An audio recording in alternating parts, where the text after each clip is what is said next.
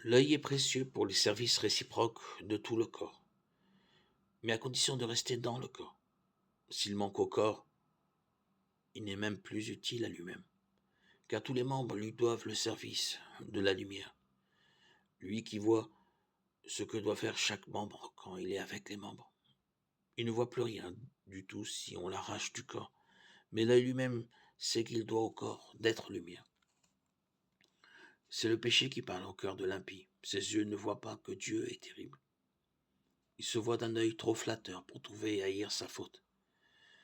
Il n'a que ruse et fraude à la bouche. Il a perdu le sens du bien. Il prépare en secret ses mauvais coups. La route qu'il subit n'est pas celle du bien. Il ne renonce pas au mal. Dans les cieux, Seigneur, ton amour jusqu'aux nues, ta vérité.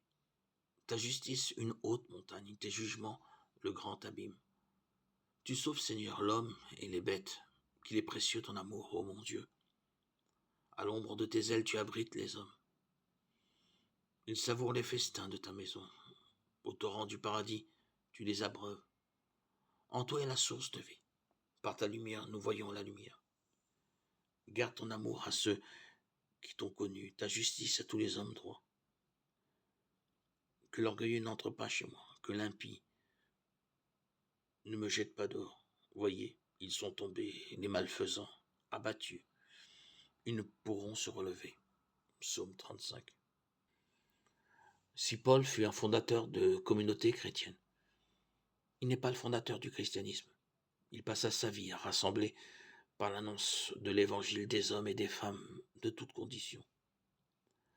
Ces églises ou assemblées, les deux mots sont équivalents, se comprennent progressivement comme des communautés locales en communion les unes avec les autres. Ainsi Paul parle-t-il de l'église de Dieu qui est à Corinthe, l'assemblée corinthienne, est l'expression circonstanciée de l'unique église, la manifestation locale de l'unique temple de l'esprit, la présence agissante à Corinthe de l'unique corps du Christ. Les différentes collectes d'argent en faveur de chrétiens de Jérusalem dans une situation économique précaire furent pour Paul une œuvre répétée et importante. Si elle répond à une situation particulière, elle est aussi significative du souci de l'unité des églises entre elles, souci qui anima l'apôtre des nations tout au long de son activité missionnaire. Son souci et ses préoccupations illustrent merveilleusement la phrase de la communion est pour la mission et la mission est pour la communion.